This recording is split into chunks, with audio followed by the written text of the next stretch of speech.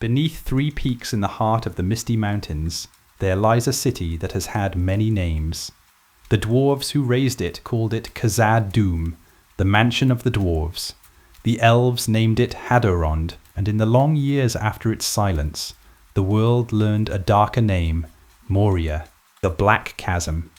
For more than 3,000 years it was the greatest realm of its people, a kingdom of lamplit halls and singing forges, of mithril found nowhere else in all the world, of doors that stood open in friendship to the west. And then, in the span of a single year, it was lost, not to any army, but to something its own people woke in the dark beneath their feet. Tonight we tell the whole of that story, from one king walking alone under the first stars, through ages of glory and the slow gathering shadow, to the long silence and the quiet hope of lamps lit again. The night is wide and utterly still. Cool air lies against the skin like water held in a cup. Somewhere beyond the cliff wall, very far away, a single drop falls from stone to stone, and the sound arrives slowly, softened by distance, then fades, and the silence closes over it again. The lake before the gate is black. It holds no ripple tonight. It holds the stars instead, upside down, as though the mountain had swallowed the sky and was keeping it, quiet and gleaming, under a lid of dark water. The stars do not move down there. The water remembers them without trembling. Above the lake the cliff rises, grey and sheer, a wall built by no hand, yet shaped like a wall all the same. In its face, between 2 holly trees whose leaves carry the last of the moonlight, there is a door. It cannot easily be seen.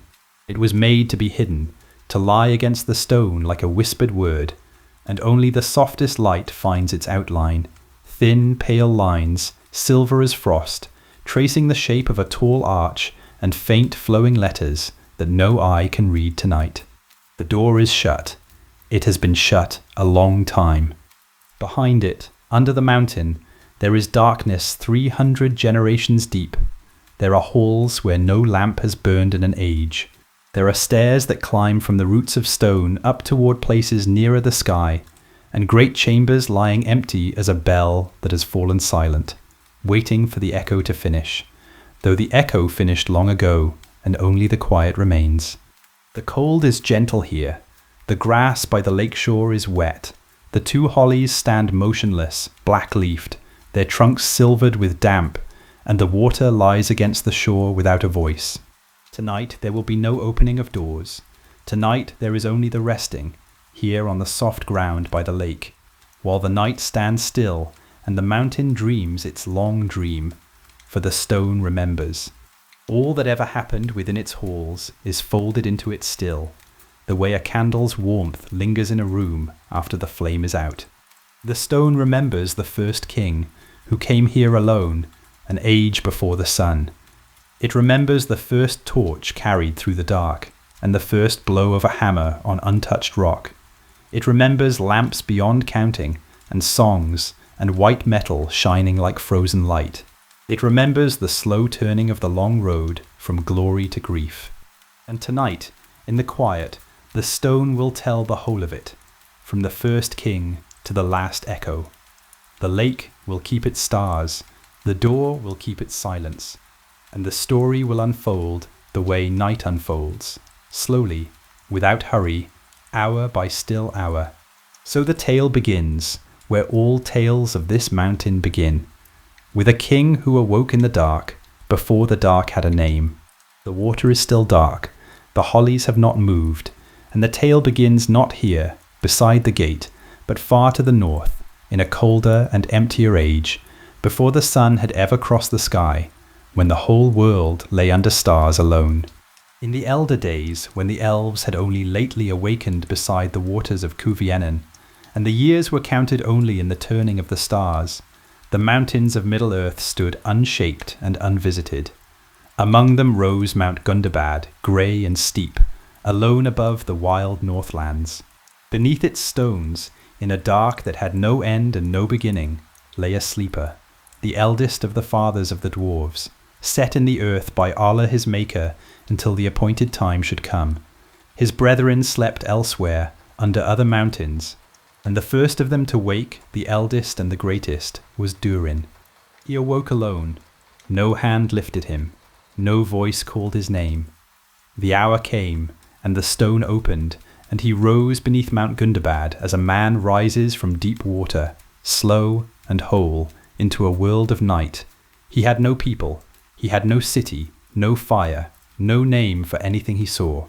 He had his 2 hands, and his patience, and the strength of stone in his limbs, and that was all, and it was enough. The sky above him was full of stars. There was no sun in that age, and no moon. The stars were the lamps of the world, set in the heavens by the Valar, and Durin looked up at them as a child looks up at the faces bending over a cradle. The cold air moved over the bare slopes. Somewhere far below, water ran in the dark. He stood a long while, breathing, remembering nothing, learning the silence. Then he began to walk. He walked south, alone, through a wilderness that had no roads and no travellers, down out of the Northlands, through years whose number no one can now set down, for time then was measured in centuries the way it is now measured in days. He crossed rivers that had no names. He climbed passes where the wind spoke all night among the rocks. He slept in the caves of the wild, and woke, and walked on, and the stars turned over him, season upon season. At last he came down into a greener land, into the long valley of a great river, and following the feet of the mountains southward, he came to a place where grey fells leaned together above a narrow dale, and in the dale, cradled in stone, lay a small lake, deep and clear, and utterly dark. He came to its edge at dusk. The light was failing. Above the rim of the hills the first stars were kindling, and Durin, weary from his long road, knelt by the water to drink. The water was cold as melted snow, and sweet as nothing he had tasted in all his walking. He looked down into it, and he saw stars in the lake, though the sky above the dale was still half dark, and among the stars there burned 7 of them in a circle, set like gems in a crown. It was the sickle of the Valar, the sign the Eldar would name Valasirka, reflected there in the water above his own mirrored head. And Durin took it for an omen, a crown of stars, laid upon him by no hand of mortal making. He rose, and looked at the fells above the lake, and at the bare stone of them, and he said in his heart, Here, above this water, I will build. The lake he named Khazad-dûm, the Mirrormere, as the men of later days would call it, and in the caves of the rock above its shore he began his delving. The city that grew there he and his people named in their own tongue, Khazad-dûm, the mansion of the Khazad, for Khazad is what the Dwarves have always called themselves, in the secret speech that Orly made for them. Other peoples would give it other names, in other ages. The Elves of the West called it Hadodrund, and afterward Moria the Black Chasm, a name that would one day become a name of fear. The men of the Vales, hearing the echoes of it in their own manner, called it the Dwarodelf, the delving of the dwarves. But those were names laid upon it from outside, like weather on a mountainside. Within, in the lamplight, it was always Khazad-dûm, and the stone answered to that name first. It began small, 1 cave, 1 fire, 1 pair of hands cutting into stone that had never known a tool since the world was made. The first halls of Khazad-dûm were little more than chambers smoothed out of the mountain's flank, low-roofed, lit by a single flame, and the sound of them was the sound of 1 hammer falling, slow and steady, in the dark. Tick, tick, the stone gave way by grains and splinters. The stone remembers that first hammer still. But other sleepers woke, and other dwarves wandered the wild, and wandering, they came. Down the valley they came, drawn by the rumour of a hall and a fire, and they found Durin, and they bowed to him, and they named him their king. His folk, the folk of Khazad-dûm, called themselves the Longbeards ever after, for they were the longest lived and the most patient of all the kindreds of the dwarves. Year by year the chambers grew. Year by year the torches moved deeper into the mountain, and the smooth paths of the rock bore the trace of new feet, and the lake below kept its cold, still mirror through all of it. This was in the first age of the world, when Beleriand in the west was green with the light of the elves, and the great wars of that age had not yet burned it to ruin. The dwarves of Khazad-dûm went seldom westward over the mountains, but they were not friendless. Their kin dwelt in the Blue Mountains, in the cities of Belagost and Nogrod, and between the mansions there was trade and kinship, iron and copper and worked goods passing east and west, news and names passing with them. The dwarves of the Blue Mountains fought in the wars of Beleriand, and Khazad-dûm mourned them. But Durin's folk held to their own deep realm and grew mighty in it, digging not for war, but for dwelling. And men came too. In those days the fathers of men were wandering westward out of the east, and some of them tarried in the vales of Anduin, between the river and the mountain, and found there a people older than any of their own remembered tales. The dwarves traded with them, knives and axes, and worked metal for meat and grain and hides. The men thought the dwarves strange and hidden, half magical. The dwarves thought the men brief as sparks, kindled and quenched in what seemed to them a single evening. Yet there was peace between them, and the valley had firelight on both sides of the water at night.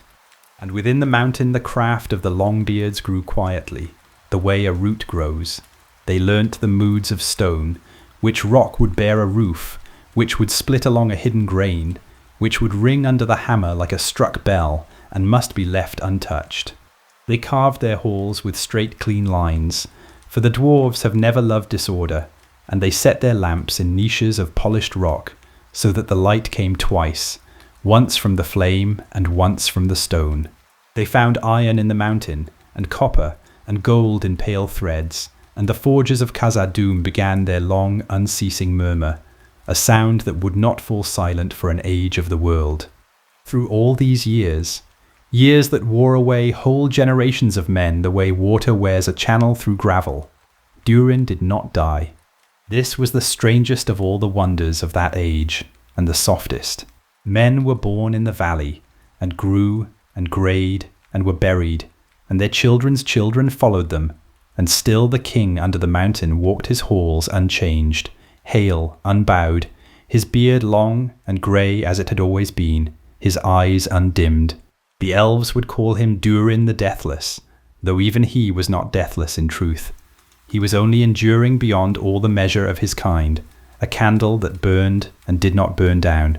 And when at last, after ages of the world, he lay down in his sleep and did not rise, his people buried him in a tomb of stone in the heart of his city, and mourned him with a grief like the grief for a mountain fallen. But they held a strange hope, the Longbeards, and it was this, that Durin would not leave them forever. They believed that his spirit would return into his own line, born again among his descendants. And through all the long history of Khazad-dûm, there arose kings in whom the likeness of the first king lived so strongly, in face, in voice, in the turn of the mind, that his people named them Durin also, and said, "He has come again." There would be 6 Durins after Durin the Deathless, each ruling in his own age, each like a lamp rekindled from a lamp. And the tomb of the first king lay quiet among them all, and the stone remembered. So the city grew through the long, slow centuries of the first age, from a cave and a crown of stars, into the eldest and the greatest of all the mansions of the dwarves. Its halls ran deep beneath the 3 peaks that stood above it, Zirakazigil the Silvertine, and Bundashathur the Cloudy Head, and Barazinbar the Red Horn, and its people delved ever downward and outward, and the lake below caught the reflection of their lamps at night, and seemed to hold a second city, upside down, trembling faintly when the wind touched it. The hammers did not rest, the fires did not go out, and far beyond the mountains, in the west, the first age of the world was drawing toward its end in fire and flood, a ruin that would break the old order of things, and send new peoples wandering, and bring to Khazad-dûm, in time, both its greatest wealth and the seed of its far-off ending. But that is not yet. That is far away. Tonight there is only the torchlight on new-cut stone, and the slow song of the hammers, and the cold clear water of Keled-Zaram holding its crown of stars. The lamps have not gone out. The night beyond the gate is still, and the drowned stars still lie beneath the water, and the story turns now into its brightest age, the age of the open doors, when Khazad-dûm stood at the height of its glory, and the mountain was full of light. It began, strangely, in ruin, far in the west, beyond the Blue Mountains. The first age ended in the last of the great wars, and the land of Beleriand was broken and drowned beneath the sea.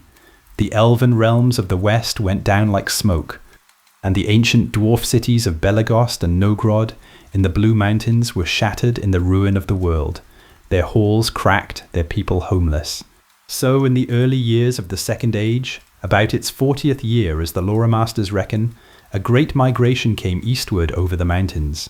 The dwarves of the fallen cities, kin to the Longbeards, carrying their tools and their craft and their sorrow, seeking a city that still stood. They found Khazad-dûm, and Khazad-dûm opened to them, and took them in, and grew mighty from their coming. For they brought with them the old craft of the Blue Mountains, the lore of smiths whose fathers had taught even the elves, and the city swelled with new hands and new hammers, and the delving went deeper and faster than ever before. And it was in those years, as the Longbeards pushed their workings down into new veins of the mountain's heart, that they found it, the metal that would make their city's name a word of wonder in every tongue of the west. Mithril, Moria silver, the elves would name it, and true silver in the common speech. It looked like silver, but it did not tarnish. It could be beaten like copper and polished like glass, and yet it was stronger than the hardest steel. A mail of it would turn a blade that would shear through iron. It was beautiful beyond the telling of it, light as a feather, gleaming white, catching light and holding it, so that work in mithril seemed to shine with a light of its own, as moonlight seems to shine from within the moon. In all the world it was found only here, beneath these mountains, and nowhere else, and in time its worth was 10 times the worth of gold, and still there were kings who could not buy it at any price, for the dwarves hoarded it and let it out of the mountains slowly, jealously, a thread at a time. Of it the smiths of Khazad-dûm made things that passed into legend, mail that no spear could pierce, blades with an edge like the edge of a star, and gates and cups of state for the lords of elves and men, one small coat of mithril rings, wrought long afterward for a young elven lord, would pass out into the wide world, and its story would be stranger than any of them. But that coat lay unforged yet, in metal still sleeping in the rock, and the mountain kept its secret. The hammers sang over the new wealth, the forges never cooled, and the light in the halls of Khazad-dûm grew warmer and richer, gold upon gold, until travellers from the lands outside stood dazed at the head of the great stairs, seeing the lamps of the deep halls scattered below them like a firmament, like a sky full of stars brought down under the earth and set in order. But gold and mithril were not the whole of the city's wealth. There was another treasure, stranger and rarer, and it stood outside the gates, under the open sky. It was friendship. To the west of the mountains, in the green country of Eregion that men called Hollin, the elves had raised a new realm in the Second Age. It was a land of holly trees, of soft hills and clear rivers, and its people were the Noldor, the Deep Elves, the greatest craftsmen of their kind remaining in Middle-earth. Their lord was Celebrimbor, of the house of Fëanor, the greatest smith remaining in Middle-earth in that age, and around him gathered the Gwathi-Madain, the people of the jewel-smiths, a brotherhood of makers whose like has not been seen since. And between Eregion and Khazad-dûm there was a friendship that the old songs remember with wonder. Elf and dwarf had not often been friends in the long tale of the world. There had been grief between the kindreds, old wounds, old pride. But here, in this one age and this one place, the two peoples set the old griefs down gently, the way one sets down a heavy tool at the end of a long day's work, and they traded and taught and built together. The dwarves gave mithril and iron and the deep lore of stone. The elves gave their own craft in return, and their company and their trust. Between the two realms the road ran open, and on that road no watch was kept, for there was no fear. It was for that friendship that the West Gate was built. In those days the chief way into the city had always been from the east, up the Dimril stair, past the Mirrormere, but Eregion lay westward, beyond the mountains, and so the dwarves drove a new passage through the whole breadth of the mountains to the western side, and there, at the end of it, they made a gate worthy of the friendship it served. The maker of the doors was Narvi, the greatest craftsman of Khazad-dûm in that age, and it was Celebrimbor himself who drew the signs upon them. They were 2 great doors of stone, set beneath an arch in the cliff, and upon them were wrought figures and emblems, the crown of 7 stars that Durin had seen in Keled-Zaram, the hammer and anvil of the dwarves, the single star of the house of Fëanor, and 2 tall trees.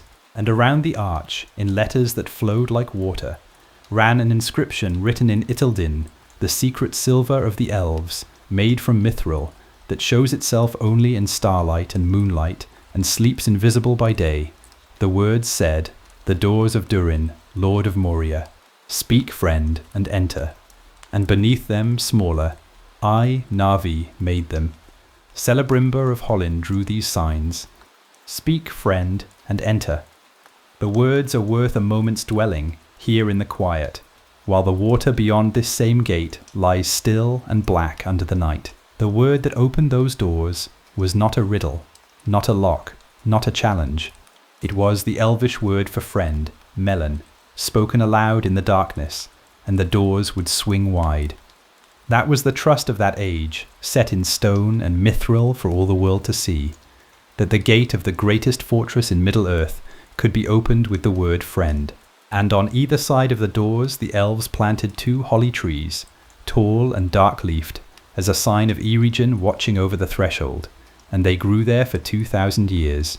So the city stood at its zenith, and the second age moved around it like slow weather.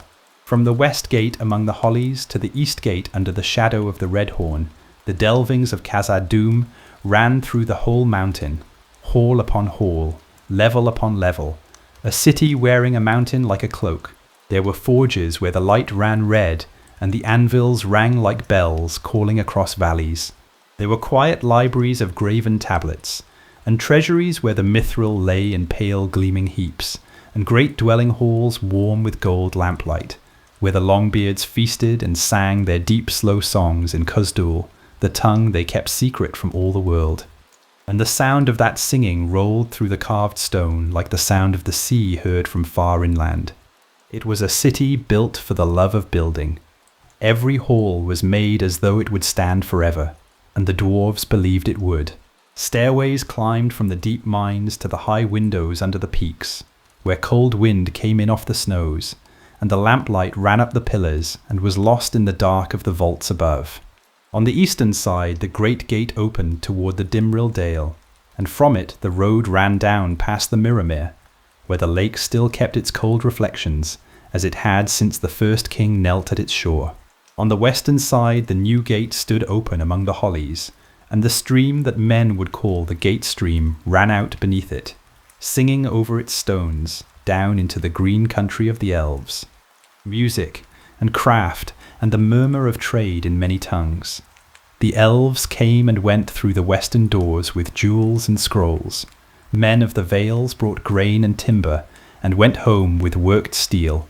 The wealth of Khazad-dûm became a proverb among the peoples of the west, and the name of Durin, for a Durin still ruled there, another of that undying line, was spoken with honour in every land that knew the mountain's name.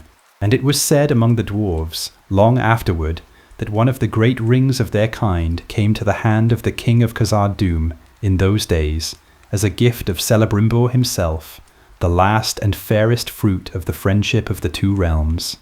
The lamps burned on, uncounted, like a sky that never emptied. And the stone remembers. The stone remembers the anvil song, and the white gleam of true silver, and the warm gold light on the faces of the singers, and the holly trees standing green by the open doors in the summer wind. It was the summit of the tale. No age before it had been so bright, and no age after would be bright again. And yet, even in the brightest light there is a shadow, though it falls far away, and no one watches where it falls. In Eregion, among the jewel-smiths, in the very years when the friendship with Khazad-dûm stood warmest, a stranger had come among the elves, fair of face, wise in craft, speaking soft words of generosity, The dwarves of Khazad-dûm did not love him, though they could not have said why.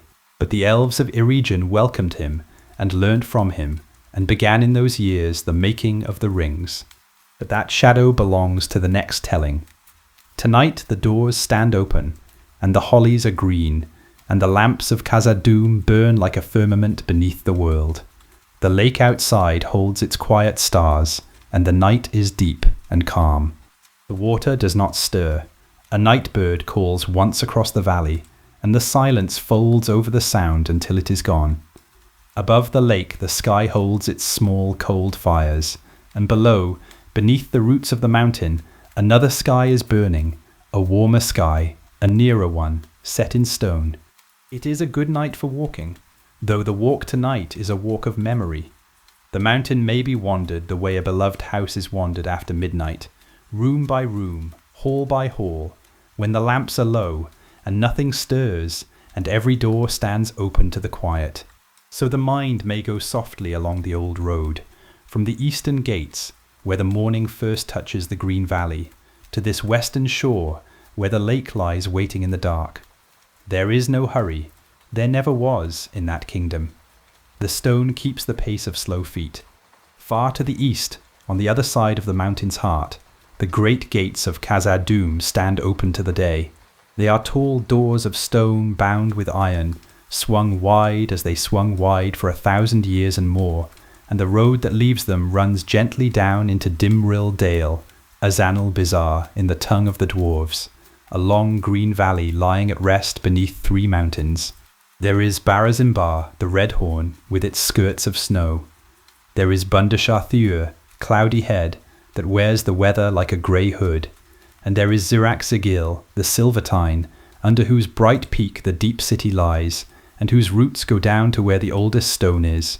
The morning light comes into the dale slowly, the way it comes into a quiet room, and the grass holds the dew, and the air smells of cold water, and green things and high snow. Below the gates, where the dale is stillest, lies Celebrimborm, the Mirrormere. It is not a large lake, it is a dark one, and a deep one, set in a hollow among the grass like a bowl of night left over from the evening. The water is so quiet that the mountains lie doubled in it, and at night the stars come down to visit their own reflections, and stay.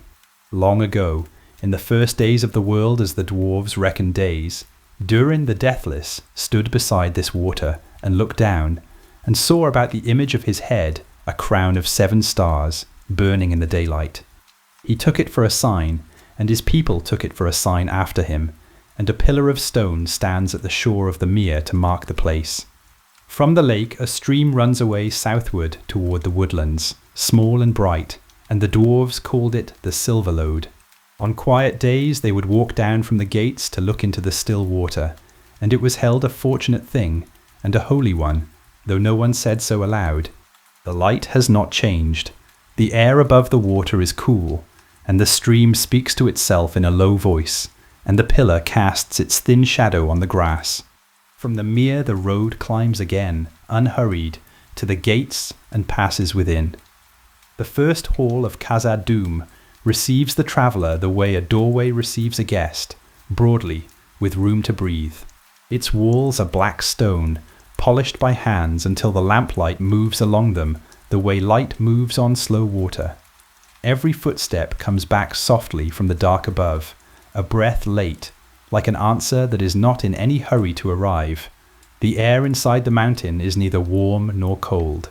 It smells of stone dust, and lamp oil and cold water in channels, and behind these smells there is another, fainter one, the clean, depthless smell of the mountain itself, the smell of old silence. The sounds of the dale fall away behind, and in their place comes a new quiet, a quiet that is not empty. Somewhere far off, deeper than hearing can quite reach, the city is at work. Beyond the first hall the great road begins, and it runs west beneath the mountain as straight and level as a thought. It is wide enough for wagons, and it was made for wagons, for ore and stone, and goods came and went along it in the years of the kingdom's height. Its arched ceiling goes on ahead into lamplight and more lamplight, and on either hand the doorways branch away, some to dwelling chambers, where carved doors of stone stand open on swept rooms and low fires, some to storehouses cool as wells, some to stairs that climb, and some to stairs that go down past the reach of guessing. A traveller might wander these ways for a lifetime, and never take the same turning twice, and that was part of the city's kindness. But the road itself is plain and unconfusing, made for tired feet, and beside it, in a channel of cut stone, runs a little cold water, talking quietly to the dark. The lamps are low and even. The dust drifts through their light without anywhere in particular to go, patient as an old friend. Beneath the road, in the deep places where the city's roots begin, there is a stair. It has no end that one flight of the eye can take in, and so it was called the Endless Stair, and the name was not an exaggeration, or not by much. Many thousand steps it climbs, coiling upward through the levels of Khazad-dûm the way ivy coils up a tree, from the roots of the mountain, past the halls and the dwellings, past the forges where the air is warm, past the high armories where the air is cool, and up still, where the windows are small and deep cut, and the wind comes through them smelling of snow. The steps are narrow there, and worn, for they were climbed by countless feet over countless years, and each foot polished the stone a little more. At last the stair comes out beneath the open sky, on the shoulder of Zirakiziel, where Durin's tower stands carved out of the living rock of the summit. From there the whole range of the Misty Mountains lies below, like a thing unrolled, ridge upon ridge, grey and blue and white, running away north and south to the edge of sight. The wind moves freely there, and the clouds pass close enough to touch, and the dwarves would climb the long stair at times, only to stand in that high wind and look at the world they lived beneath. It is a strange thing to walk for hours upward through the inside of a mountain and come out on top of the sky. West of the heart of the city, where the road runs toward the western lands, the floor of the mountain falls away. A chasm cuts the dark, narrow and long, and deeper than any light was ever lowered, cut in some unremembered age, by water that has since forgotten it. Across that emptiness the dwarves laid a single arch of stone, slender as a stem, without curb or rail or anything to hold. It leaps 50 feet through the dark, and it is wide enough for one. It was made so as a defence, in days when defence was a wise precaution that had long since become an old habit. For an enemy could cross it only one at a time, and slowly, and those who held the far side could afford to be patient. On the western brink of the chasm stands the second hall, a hall of great pillars, black and smooth, set in long rows like trees, standing in a forest at midnight. But in the long years of peace the bridge was only a crossing. Merchants went over it with their ledgers tucked beneath their arms. Children were carried over it, laughing, on their fathers' shoulders. The dark below kept its own counsel, and the arch held, and the stone did not so much as tremble. It is a quiet wonder how a work made for war can become, in quiet years, nothing but a beautiful line drawn across the dark. Below the bridge the mountain goes down farther than lamps have ever been carried. There are wells in the lower ways, cut smooth and round through the rock, where the dwarves would let down buckets on long chains and wait, listening, for the small far splash that told them the bucket had found water. The water that came up from those depths was the coldest in the world, and the cleanest, and it was said to clear the head better than sleep. And beneath the deepest delvings of the dwarves the stone goes down still further, into a dark that was not worked and not named. The dwarves did not go there in those days, and did not trouble it. A house may keep one room forever shut, and be no less a home for that. The deep places were left to their silence. The city above went about its bright business, and between the two there was an old and comfortable peace. The air down there is utterly still. Nothing drips, nothing settles. The mountain holds its breath, the way the lake outside holds its stars. High above the great road, in the upper levels nearer the daylight, lie the armories and the treasuries, and they are kept the way everything in that kingdom was kept, in order and with love. The armories smell of oil and iron. Rack upon rack of spears stands in the lamplight, and coats of mail hang from the walls like water poured and frozen, and among them, here and there is mithril, true silver, the metal the dwarves found in this mountain and nowhere else in all the world, light as a feather and hard as dragon scales, gleaming with a light it seems to gather rather than reflect. The treasuries are quieter still. There the gold lies in the dark like seed in the earth, and the gems rest unworked in their trays, each one keeping a small cold fire entirely to itself. The dwarves loved these things the way a gardener loves the rose of a garden, not for having, but for tending. Wealth in Khazad-dûm was a form of care. In the north end of the city, above the great road, there is a hall that is unlike the halls of the deeps, for it has windows. The 21st hall of the north end stands high in the mountain's flank, and shafts are cut upward and outward through the rock to the open air, so that by day the light comes down into it in long, pale, slanting columns, and the dust turns slowly in the columns, unhurried as snow. Rows of pillars hold the ceiling in the lamplight that the daylight does not reach, and between them there are long stone tables, and on the tables and in the chambers beyond are kept the records of the people, books bound in iron, tablets of graven stone, the memory of the House of Durin written down in order and set safely away. It was a quiet place even by the standards of a quiet kingdom. The scratching of a pen could be heard across the length of it. Now and then the wind came down the window shafts and turned a page, and no one minded. And everywhere, above all these ways and woven through them, the lamps. They hang from the vaults on chains of worked iron, globes of crystal, and glass blown thin as bubbles, each holding a flame that burns without smoke and without flicker, for the dwarves made their lamps the way they made everything, to last and to be beautiful while lasting. To stand in a great hall of Khazad-dûm and look down its length is to look into a night sky made by hands, rank upon rank of small steady stars, going away and away into the deep dark, and doubled in the polished floor below, a firmament beneath the world. The stone remembers the light even now. A palm laid flat against a wall in the dark of the empty mountain would find the stone almost warm. And a city is not its stones only, nor its lights. It is its sounds. There were the hammers in the far forges, ringing in slow rhythms, spaced like bells telling the hours of a day that had no sun. There were the songs, deep voices singing at their work, old songs in the dwarf tongue, their rhythms set to the beat of hammer and bellows, so that work and song were one thing with two names. And beneath all of it, always, there was water. Water led in channels of cut stone beside the roads, water falling in thin bright threads down the lightless shafts, water whispering in the dark the way it whispers still. The ears of that city were never without music, and never without rest. Even now, standing beside the lake in the night, the ear can almost gather it again, the far-off ringing, the low voices, but it is only the wind and the small water moving at the shore. From the second hall, the road westward slopes gently down, past the last crossways and the last deep wells, and the air along it begins to change.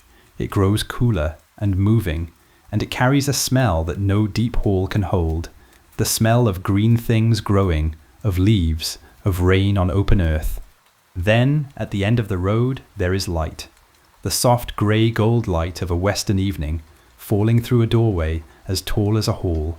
The Doors of Durin stand in the cliff wall there, two great doors of grey stones so smoothly made and so cunningly fitted that when they are shut they cannot be found. Upon their faces, in lines of Iteldine, the silver lettering made from mithril that sleeps in daylight and wakes under moon and stars, are drawn the emblems of friendship and of pride, the crown of 7 stars above, the 2 trees of the high elves, the star of the house of Feanor, and beneath them all the hammer and anvil of Durin. Narvi made those doors, and Celebrimbor of Eregion drew the signs upon them, and in the years of their making there was no finer work done anywhere beneath the sky. On either side of the doors a holly tree grows, tall and dark and glossy-leafed, and below the threshold the stair falls go down beside the steps in white threads of water. For in those days the gate stream ran free and singing down the valley toward the woods, and there was no lake here. The lake belongs to another time. The lake belongs to tonight. The walk is ended. The memory comes back across the long years the way a traveller comes home at dusk, slowly and without regret, and sets down its lantern and is still. The water does not stir. The hollies stand dark against a darker sky, and the doors rest shut within the cliff, and the stars that the Itildin loved keep their watch above them all the same. The lake outside holds its quiet stars, and the stone is still, and the night is deep and calm. The night above the lake is utterly still. No wind moves among the holly trees, and the stars lie doubled in the black water, one firmament above and one below.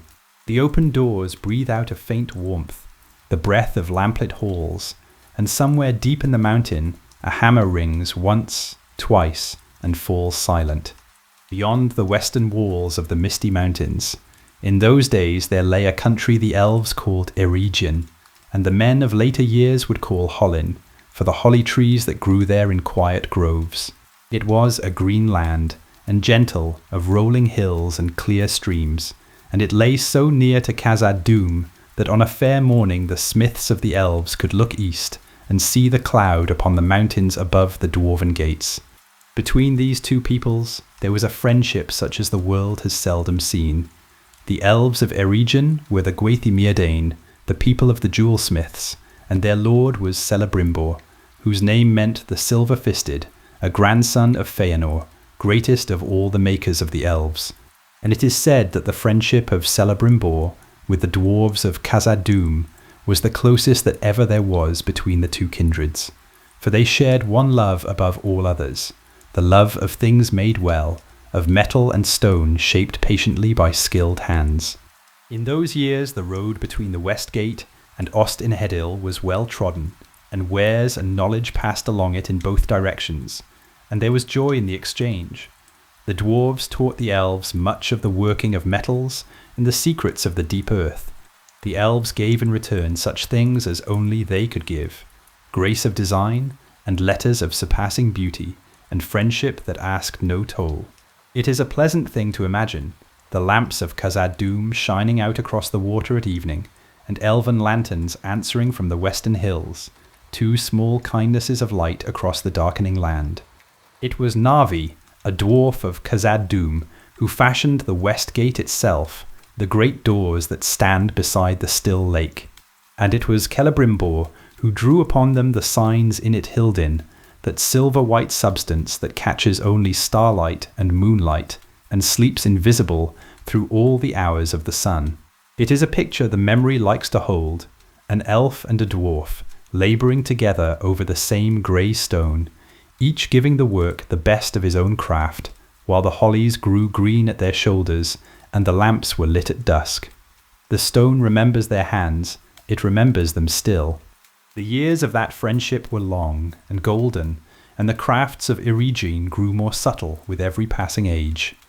And it was into this quiet land, some 1200 years after the Second Age began, that there came a stranger of surpassing fairness.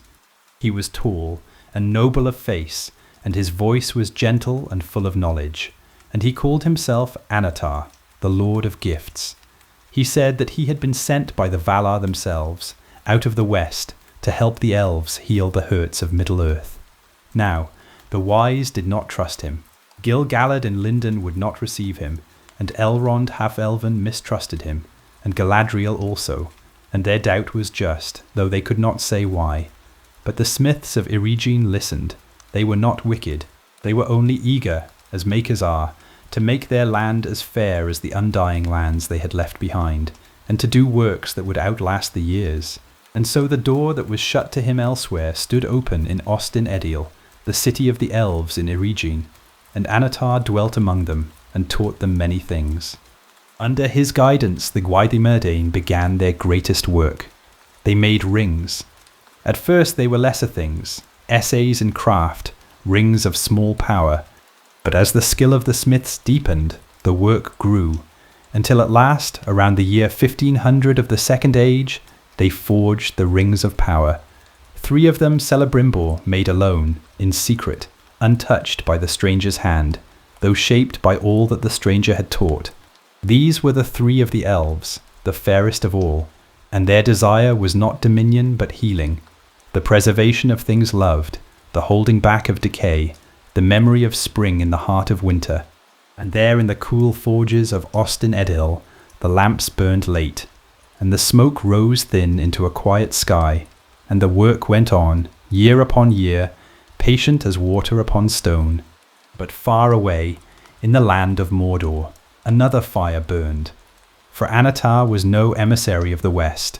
He was Sauron, the servant of the first Dark Lord, who had been humbled at the end of the elder days, and had hidden himself, and now wore a fair shape the way a shadow wears the light. And in the year 1600 of the Second Age, in the fires of Orodruin, the mountain of flame, he forged in secret one ring to rule the rest, and into it he poured much of his own strength and his own malice, one ring to rule them all. And when at last he set it upon his finger, and spoke the words of power, the elves who bore the other rings heard him, heard his voice in their thought, and knew, suddenly and wholly, what he was, and what they had made. Of all the grievous things of that age, this perhaps was among the most quietly sorrowful, that the skill of the smiths was real, and their hope was real, and the beauty they made was real, and yet all of it had been set upon a foundation of deceit. The rings were made to heal, and their making opened a door for the very sickness they were meant to cure. Such is the way of shadows. They do not often break down the walls of the good. They are welcomed in, disguised as help. It was Celebrimbor who discovered the betrayal, and the discovery came to him like the loss of a beloved landscape, the slow understanding that the ground beneath the work of a lifetime was hollow. He took counsel in that hour with Galadriel, and it was resolved that the 3 should be hidden and sent far away and never used while Sauron held the one. 2 went to Gil-galad in Lindon, and 1, the Ring of Adamant, to Galadriel herself. But Sauron demanded the surrender of all the rings, for they were made with his teaching, and he claimed them as his own. And when the elves would not yield them, his anger came out of Mordor like a long winter. So began the war that the histories call the War of Sauron and the Elves, in the year 1693 of the Second Age. We will not follow its battles closely. They belong to a harsher telling than this one. It is enough to know that the hosts of Sauron came west across the brown lands, vast and patient, and that Eregion, green Eregion, land of holly and clear water, lay directly in their path. Elrond Half-Elven came east from Lindon with such strength as could be gathered, and from Khazad-dûm came help also. For Durin's folk did not forget their friendship with the Myrden, and a host of dwarves issued from the west gate to fight beside the elves of Elrond, and with them came elves of Lorien from the Golden Wood. But the tide was too great. Eregion was overrun, as a garden is overrun by flood. The city of Ost-in-Edil fell, and Celebrimbor fell with it.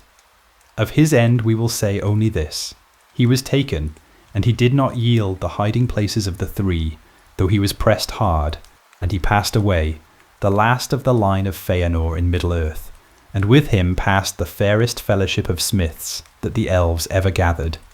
The house of the Myrdain was broken, the groves of Holland stood empty, and the survivor Elrond, with the remnant of his people, drew back northward into a hidden valley among the mountains, and there founded a refuge that men would one day call Rivendell.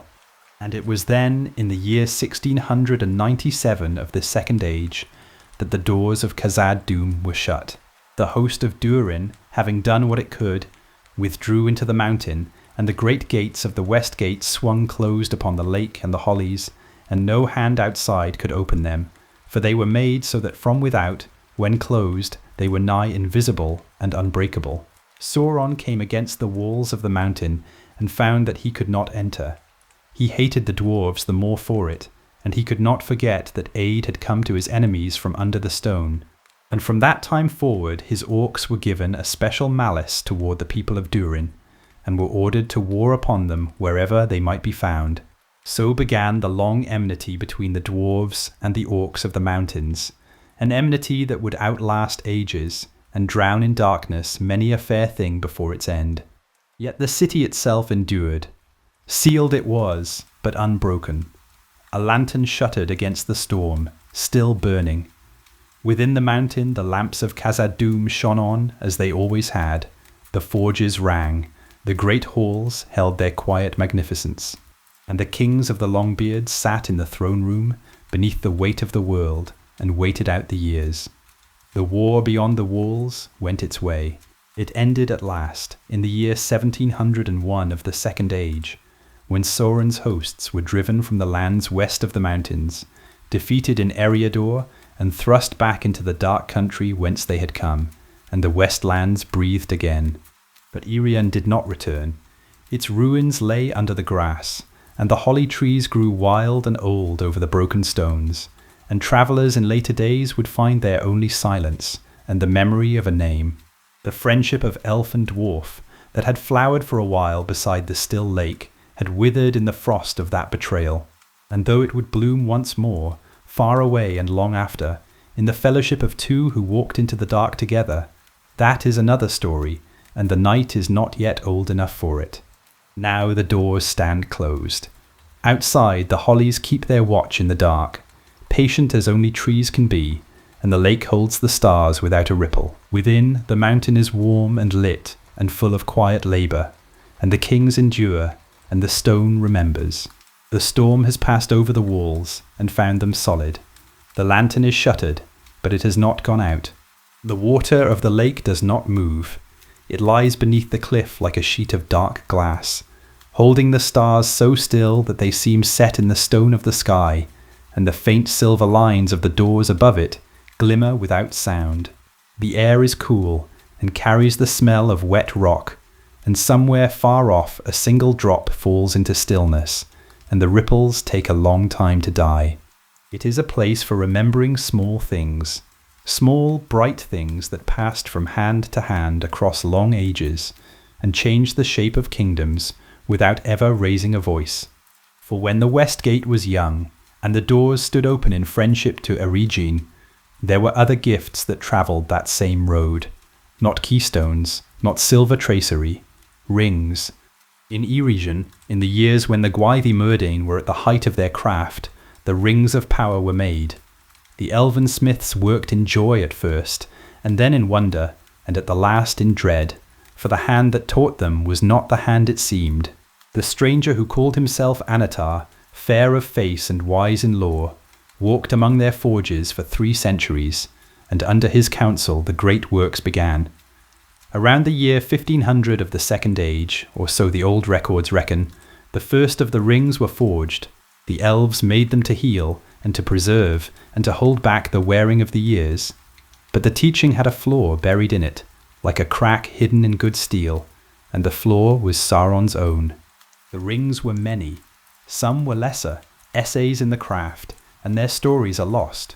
But the great ones were counted, and the count became a song, and the song outlived the singers, 7 for the dwarf lords in their halls of stone.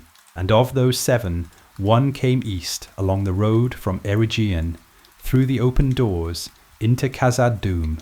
The dwarves hold that this ring did not come from Sauron at all. Their own tradition, kept in the house of Durin and told beside their own hearths, says that Celebrimbor himself gave it, given by his own hand, they say, to Durin the Third, who was king in Khazad-dûm in those days, a gift between craftsmen, freely offered, before the treachery was known. The elves remembered it otherwise, or not at all, and the truth of it is one of those quiet things that the ages have covered over. But the dwarves never doubted. They called it the Ring of Durin, and they kept it close, and they passed it down, father to son, through the long line of the eldest of the 7 fathers. The other 6 went other ways, into other mountains, to the other houses of the dwarf folk scattered east and north across the world. Broadbeams and firebeards in the Blue Mountains, iron fists and stiff beards, blacklocks and stonefoots, far away in the east where the chronicles of the west do not reach. 7 rings for 7 kindreds, each one given, each one received, each one laid upon a dwarvish hand in some lamplit hall beneath the ground. The doors of Khazad-dûm were already closed by then, shut in the year 1697 of the Second Age, when Eregion fell, and the friendship of the two peoples was sealed away in the dark. Whatever else the closing of those doors accomplished, it meant that the Ring of Durin's house spent its long life behind stone, among its own, far from the councils and catastrophes of the world outside. The dwarves did not boast of it. They did not speak of it to strangers at all. It was simply there, as their treasures always were, counted, guarded, and silent. And then the reckoning came, and it was not the reckoning Sauron had planned. For when the One was made, and the Dark Lord stretched out his will toward all the rings, the bearers of the Nine bent and broke and faded into wraiths, and the bearers of the Three were warned and hid their treasures away. But the bearers of the Seven did neither. The dwarves did not fade. They did not fall. They proved, as they had always proven, too hard for the purpose. The dwarves are a made people in a way the other kindreds are not. Orli the smith fashioned their fathers in the deeps of time, stubborn as the stone he worked in, and though he set them to sleep until the true children should wake, the stubbornness was built into the bone. Ill can they be slain, the old lore says, and ill can they be turned. A ring of power could not make a dwarf invisible, for their bodies were too solid, too much of the earth, to be drawn halfway into the unseen world. It could not enslave a dwarf's will, for that will was forged before the rings were thought of, and it held. Even the One could not master them as it mastered men, but it could work on them in a quieter way, and it did.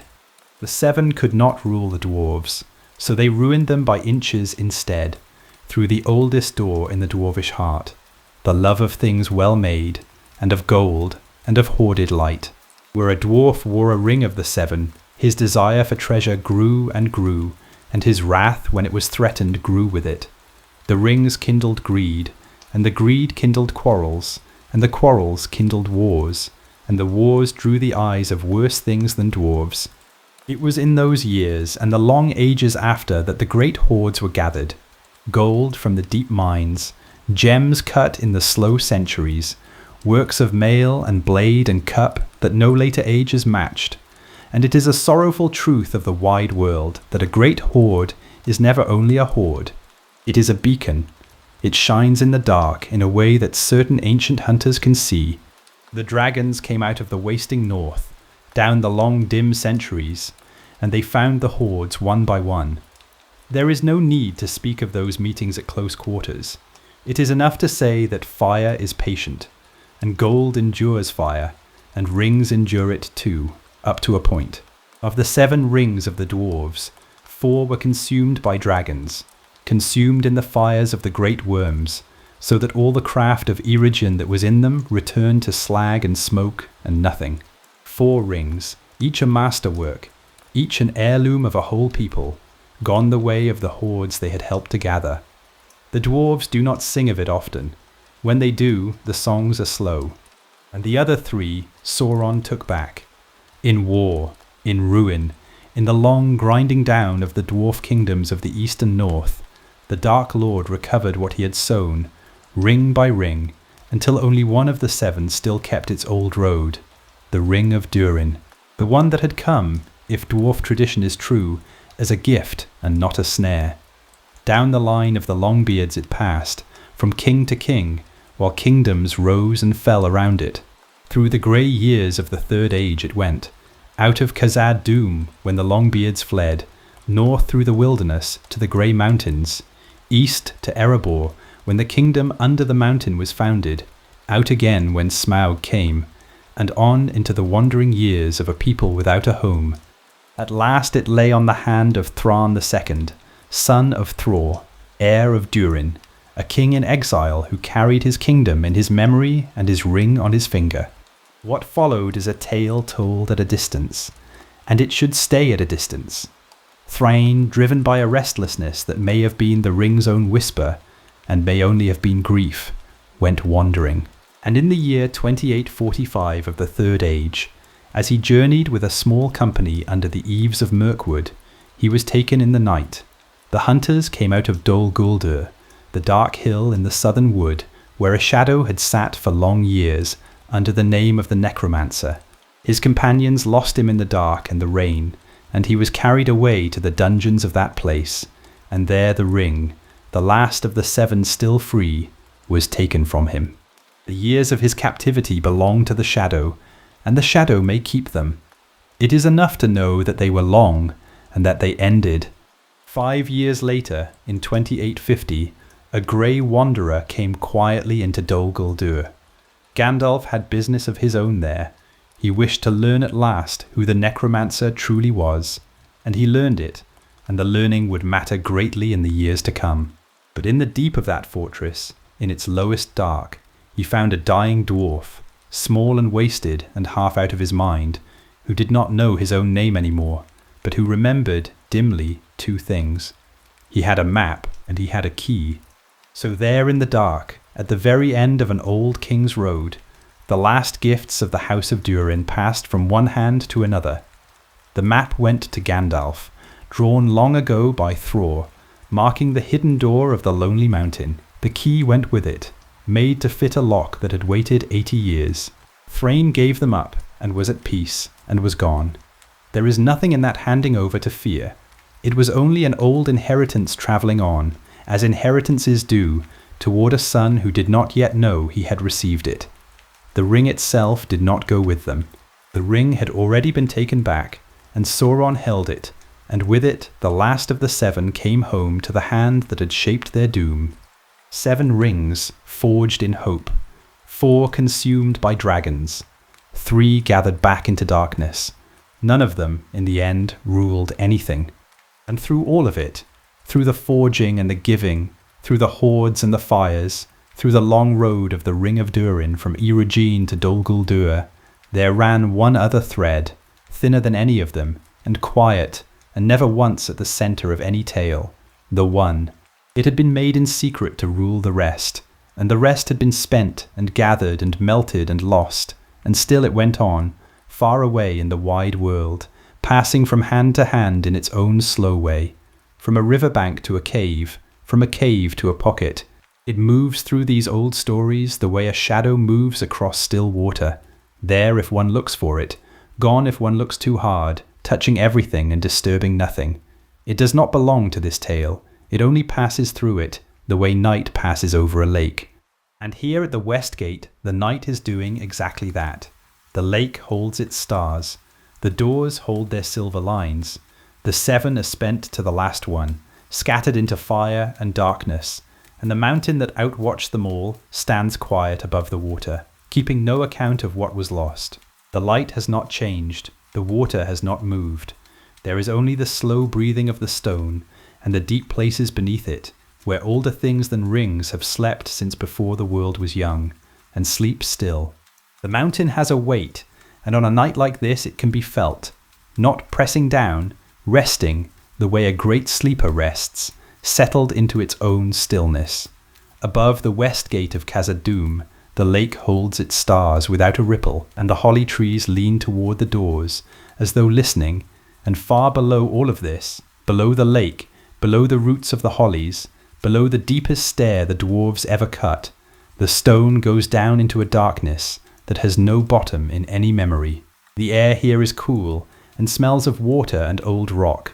Nothing moves, nothing has moved in the deep places for a very long time. It is natural, on such a night, to wonder what a mountain dreams, for this one dreams of fire.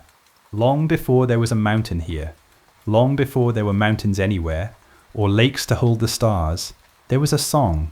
That is how the oldest tales begin, and they are very old indeed, older than the counting of years. Before the world was made, there was the One, whom the elves name Eru, the One Ilúvatar, and he made first the Ainur, the Holy Ones, the great spirits that were the offspring of his thought, and he spoke to them a theme of music, and they sang before him, voice upon voice, theme within theme. The song rose and folded and rose again, like light moving on deep water, and in it were all the things that were ever to be, the sea and the stone, the sun and the growing green, the long story of the world, sung before the world was. And among the Ainur there was one greater than any other. Melkor, he was called at first, he who arises in might. To him had been given the greatest gifts, a share in all the knowledge and all the power of his brethren, and his voice in the music was deep and strong and beautiful. But a seed of pride grew in him. He had gone often alone into the empty places outside the song, seeking the flame imperishable, the secret fire by which true things are made. For he wished to make things of his own, things that were his and no others. And the fire was not in the void. The fire was with Iluvatar alone. Yet Melkor did not turn back from his desire. He carried it into the music, and it came into his song as a discord, a loud and wayward theme, woven again and again against the theme of the one, striving to drown it. 3 times the discord rose, and 3 times it was answered. And in the end Iluvatar spoke, and the music ceased, and he showed the Ainur what their song had made, a vision of a world globed amid the void, and alive and fair. And he said to Melkor, gently and terribly, that no theme may be played that has not its uttermost source in him, that even the discord had been taken up and turned, and become a thing of beauty beyond the designing of the one who made it. And Melkor was ashamed, and from his shame grew anger, for pride does not heal easily once it has flowered. So the world was set in being, ere the world that is, and many of the Amanu went down into it, into the little kingdom of Arda, the earth, to order it and shape it and keep it, and greatest of these were the Valar, the powers of the world, and Melkor went also. But he did not go to tend the world, he went to claim it. The elder days are so far away now that they come to us like weather from another age, a remembered storm on a far shore, thunder heard from the other side of sleep. In those days Melkor, whom the elves named Morgoth, the Black Enemy, raised fortresses of iron in the cold north, and piled above them the 3 smoking towers of Thangorodrim, and fought the Valar and the elves for the mastery of Middle-earth, age after age, under stars and under sun. And he was mightiest no longer in the music only, but in malice, and many spirits were drawn to him, and followed him, and fell with him. For the Amanur were not all of one stature. Beneath the great Valar there were lesser spirits, many and fair, the Maiar, the people of the Valar, helpers and servants and keepers of small things. Some of these the lies of Melkor could not touch, but others listened, and among those who listened were spirits whose nature was fire. They had been made for beauty, as all things were made for beauty. Fire is a fair servant and a kind light. It warms the hall, and wakes the forge, and carries the sun through the dark. But these spirits gave their fire to another purpose. They clad themselves in shadow and flame, and they became the Valarokar, the demons of might, whom the elves in their sorrow named the Balrogs. They were the chief servants of Morgoth in his wars, terrible in his host, whips of fire in their hands, and darkness going before them. And of their deeds in the wars of the elder days, it is enough to say that where they passed, bright things went out, and were long in the lighting again. Gondolin the Hidden, fairest of the cities of the elves, kept itself secret in its green valley for nearly 400 years, and when at last it was betrayed, and the flames came up over the hills at dawn, the Balrogs came with them, and the fairest city of the elder days went down into the flame. But the end of Morgoth was not yet, and when it came like the end of the world. For in the last years of the First Age, the lords of the West came at last out of the uttermost West, the Valar themselves, and the hosts of the Blessed Realm, and there was a war so great that the songs of later days do not try to hold it. It is called the War of Wrath, and it lasted more than 40 years. Beleriand, the fair green country west of the Blue Mountains, where elves had walked by starlight before the sun was made, was broken in that war. The land was riven, and the mountains were thrown down, and the sea came in over the ruin, slow, grey, patient, and covered it, and covers it still. Beneath the waves west of the world lie the drowned hills where the first children of Iluvatar once sang. And Morgoth was taken, and bound, and thrust through the door of night into the void beyond the world, and there he abides. And the world drew a long breath, as a sleeper does when a bad dream passes. The elder days were ended, The first age was closed like a book and laid away. But not all of his servants were taken. When the great host broke, and Thangorodrim fell, and the sea came in, the creatures of Morgoth fled in every direction that still had darkness in it. And among them was one of the fire spirits, one of the last of the Balrogs, and it fled east, away from the ruin, away from the light, away from the wrath of the west. It did not stop at the Blue Mountains. It did not stop at the wide green lands beyond. It went down, down and down, into the deep places of the earth, where no eye had ever looked, where the roots of the world are gnarled in the dark. And in the roots of a range of mountains, the Misty Mountains, tall and snow-crowned, raised long before by the very master it had served, it found a darkness so deep that it was like the darkness before the world was made. And there it hid itself, and the world forgot it. And it forgot the world. That forgetting is a strange and quiet thing, and the old tales touch it gently. The spirit lay down in the deeps, and its fire sank low, the way a hearth fire sinks at midnight when the hall has gone to sleep, not out, never out, but folded down into a dim red heart under grey ash. The years passed over the mountain like cloud shadows. The ages turned. Above, the world changed and changed again. Forests grew and fell, seas withdrew, kingdoms rose like flowers and went back into the ground, and the names of everything were spoken and forgotten and spoken anew. And through all of it the sleeper lay at the mountain's root and did not stir, and the slow centuries went over it the way still water goes over a stone. It had fled from the light, and the darkness took it in and kept it. And here is a thing worth holding in the heart, on a still night beside a still lake. Everything that is buried keeps.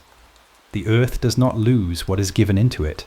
It holds the seeds through the winter, and the rivers in their stone beds, and the bones of old kings in their barrows, and the gold in the dark veins of the hills. It held this too. The mountain gathered itself over its sleeper, the way snow gathers over a sleeping field, softly, layer by layer, year by year, and the stone remembers what the world above forgets. Now, while the fire slept, the world above the mountain was not idle, and its story is a brighter one, and it is good to tell it here.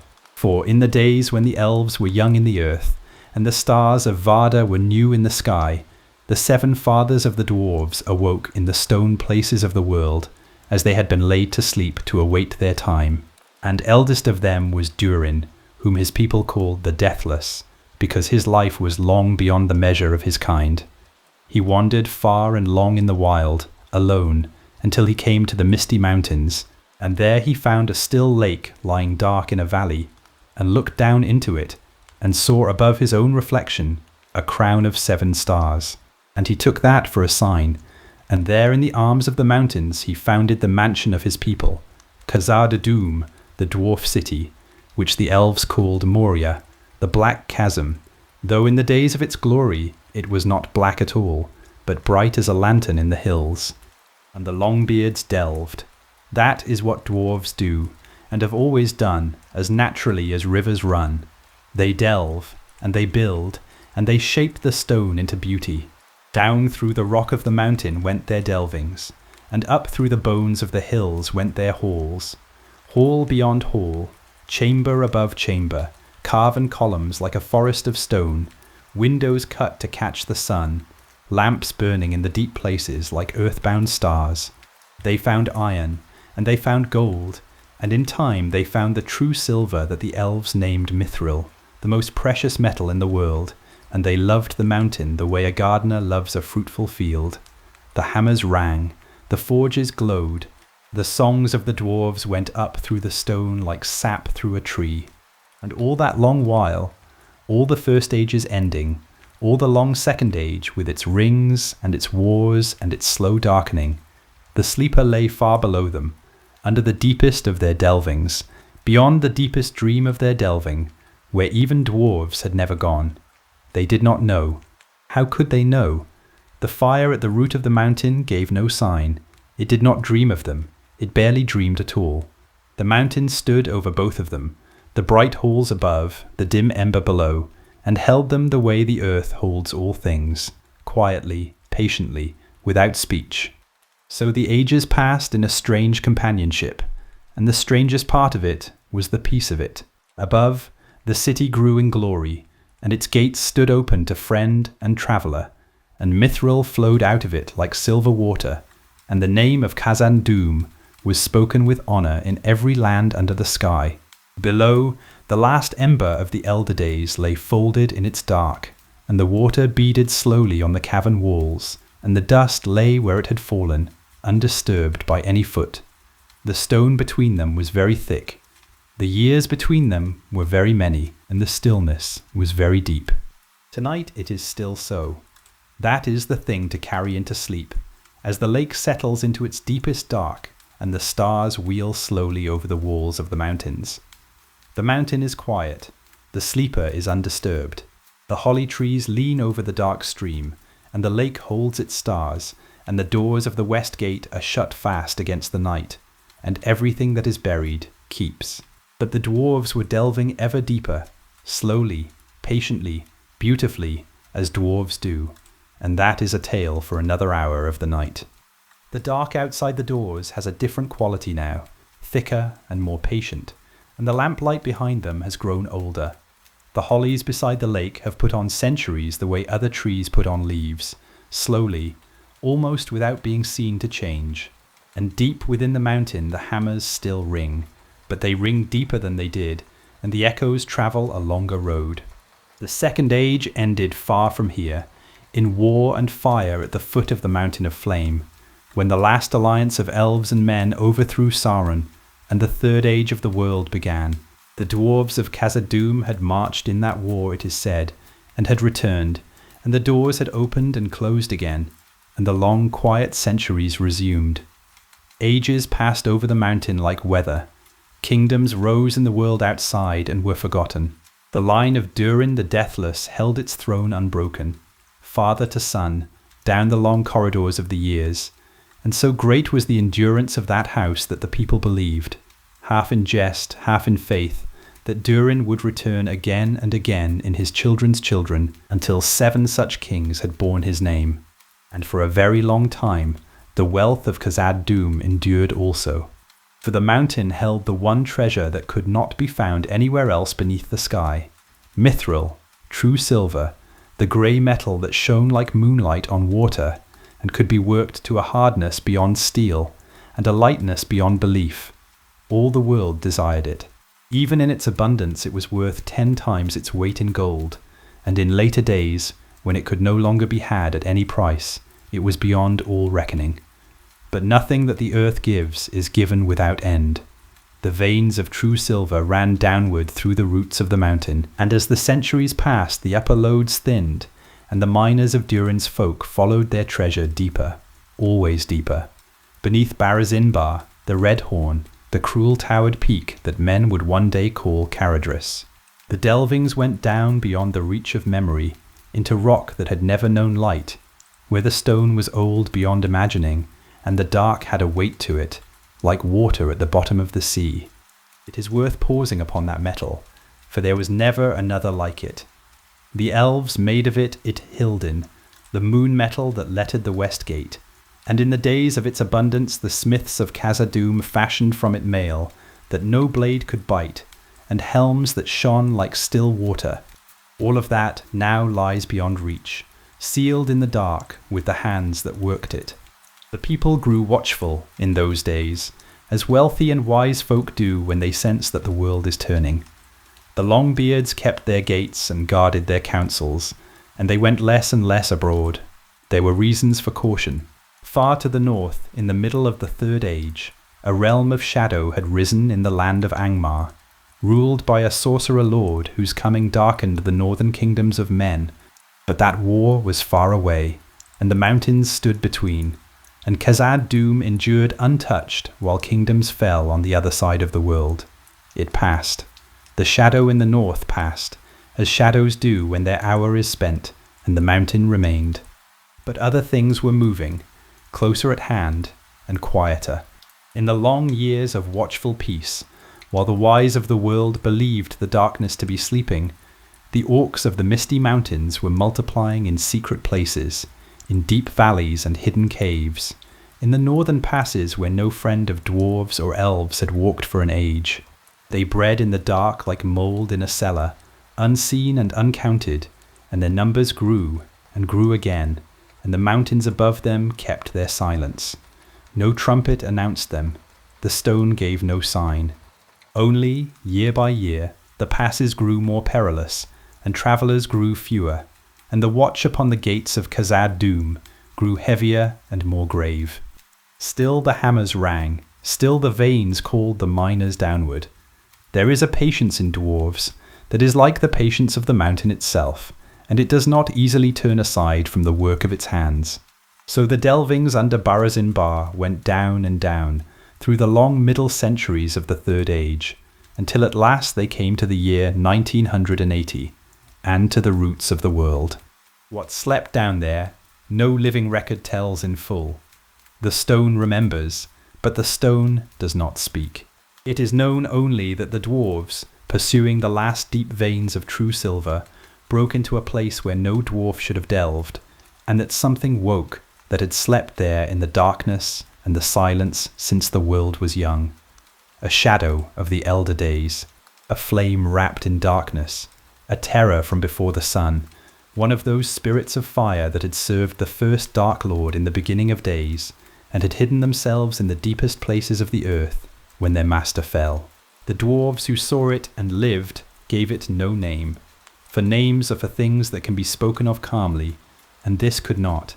They called it only Durin's Bane. Durin the Sixth, king of Khazad-dûm in that year, was slain by it. That is all that the chronicles keep, and we will keep no more than they do. He had ruled long, in glory, and his ending came upon him in the deep places of his own kingdom, and the lamps of the high halls burned on above, while far below the dread moved through the dark, like a slow fire finding oil. His son Nine, the first of that name, took the throne, and for 1 year he strove against the thing that had woken beneath his house, and then he too was slain, and with him went the last hope of holding the mountain. No host could stand against it. It was not an army that could be met in the field.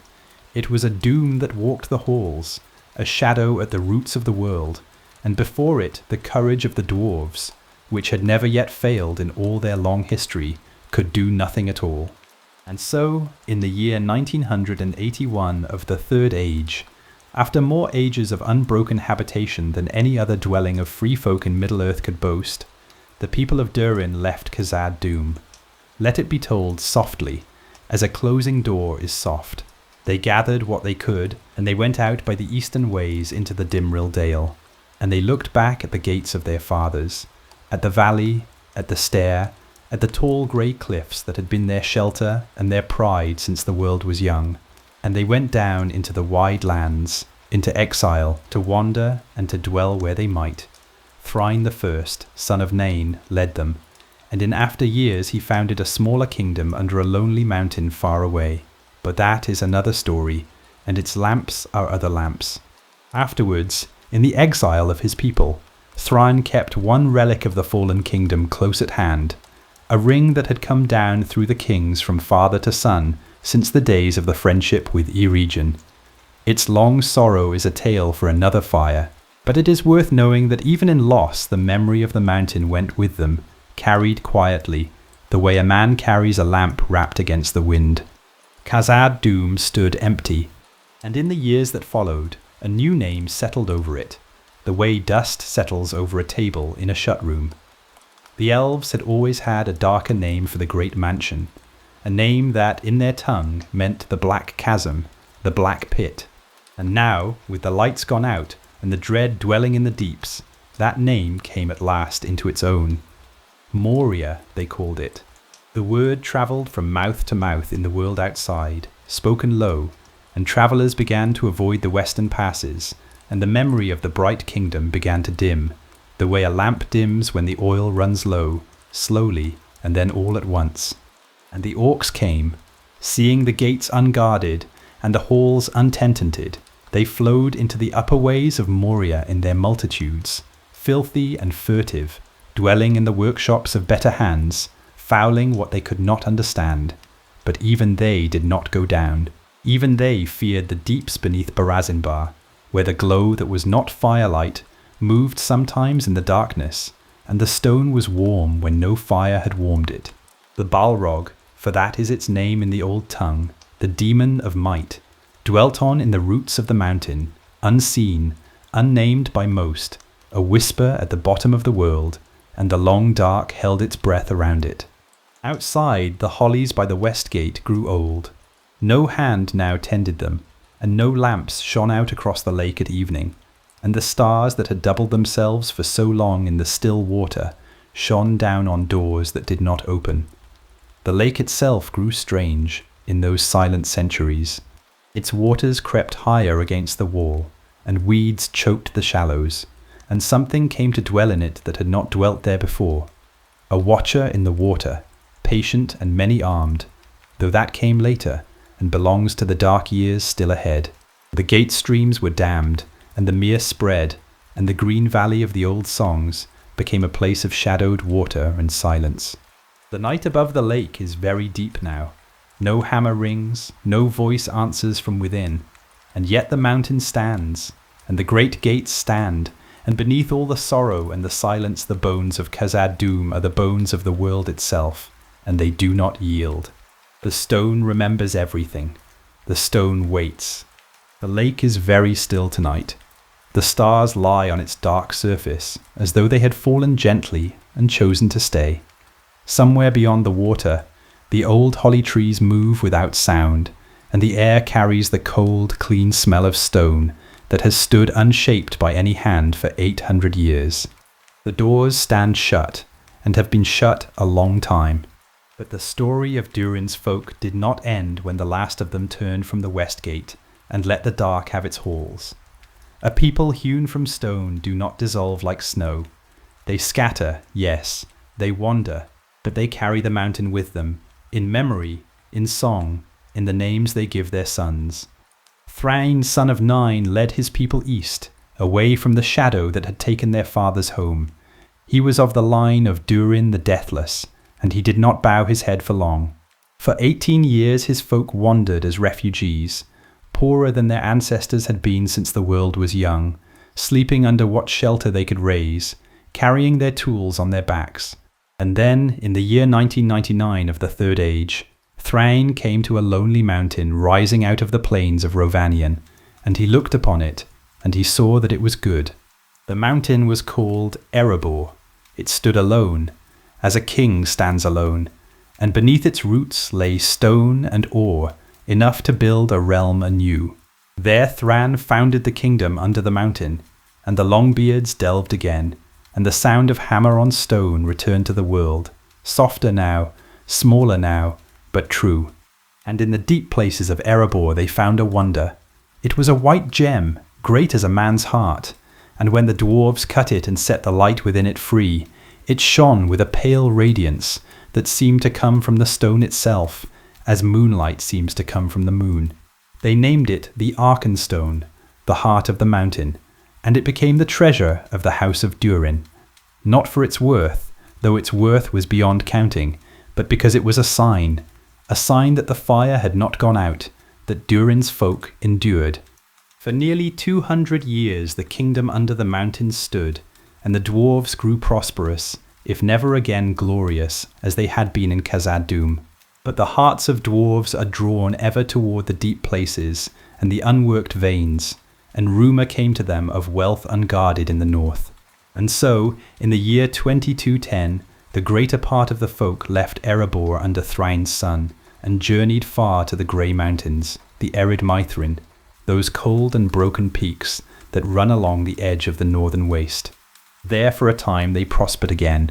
The grey mountains were rich, and the dwarves are patient with cold, but the north had grown dangerous in the long years of their absence, and the waste beyond the mountains held old and coiling evils.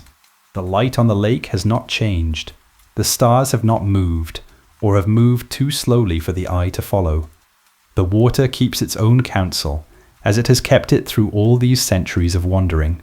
From the withered heath, that burned and barren country between the arms of the mountains, the dragons came down, dragons of the north, the old serpent kind that had slept out the long ages. The war that followed was long and without songs, and in the year 1289 King Dain Uaslong was slain before his own doors by a great cold drake, and his second son with him, and the grey mountains could be held no longer. So Thror, son of the fallen king, gathered his people and led them back across the wide lands to Erebor, and the kingdom under the mountain rose a second time, and the Arkenstone was set again above the throne. That is all that needs saying of those years. The dwarves do not sing much of the grey mountains. Some griefs are carried quietly, laid down in the dark of the memory like tools hung on a wall, kept but not taken down. Under Thror the folk of Erebor grew rich once more, richer than any dwarf realm since the fall of Khazad-dûm. Dale rose at the mountain's foot, a town of men, merry and thriving, and the great door of Erebor stood open in the light, and traders came up the river running from lands the dwarves had never seen. Yet for all its wealth, it was not home. A house may be full of gold, and still be only a house. In the dark of the king's hall, when the feasting was done, and the lamps burned low, the old songs were still sung, songs of the deep halls, of the lamps of crystal, of the mirrored pools, of Durin's door, and the lake that lies before it. Khazad-dûm lived in them still, the way a dead king lives in the faces of his grandsons. And it was this remembering, that undid the peace of Thror's old age. For the king grew restless as his years lengthened. The wealth of Erebor was great, but the thought of Khazad-dûm lay on him like a stone upon the heart, and the shadow that had driven his people out was now only a name half remembered, an old tale told to children. Perhaps it has faded, he thought. Perhaps the deep places are empty now, and wait only for their masters to return. It is a thought that comes to the old and the proud in the long watches of the night, and it is not easily put down. So in the year 2790, Thror, old now, and heavy with remembering, for he had given the ring and the heirlooms of his house to his son, went out from Erebor with a single companion, Nar, and crossed the wilderness, and came at last to the east gate of Khazad-dûm. He entered into Moria as one who comes back to a house he owned in youth, and he did not come out again. What befell him there was an evil deed, and it will be told elsewhere in its place. Here it is enough to say that the king of Durin's folk was slain within the gates of his ancestors' halls, and that Nar was spared and sent back across the mountains to carry the word. The word went out slowly, as all things move among the dwarves, but it did not die. It crept through their lands like fire through dry grass, and where it passed, it kindled. Nar came to Thrain, son of Thror, and told him what had been done, and Thrain sat in silence for 7 days, and did not eat, and scarcely slept, and on the 7th day he stood up, and he was changed. And he sent messengers north, and east, and south, and the call went out to all the houses of the dwarves. The lake lies quiet below the cliff. The night is deep now, and even the mist has ceased to move. The water holds the stars the way an old grief is held, completely and without trembling. Never before, and never again, did all 7 kindreds of the dwarves answer a single summons. The Longbeards of Durin's line, the Firebeards and Broadbeams who had once delved in the Blue Mountains, the Ironfists and Stiffbeards, the Blacklocks and Stonefoots of the Far East. Out of halls and holds and ruined fortresses, across the width of the world they came, grim and silent, bearing axes. Between the year 2790 and the year 2793 they gathered, for the dwarves do nothing hastily, and when at last the host was ready, it was a host the like of which the Third Age had not seen. The war that followed is called the War of the Dwarves and the Orcs, and it lasted 6 years, from 2793 to 2799. But it was not a war of banners and trumpet calls. It was a slow storm moving through the bones of the mountains.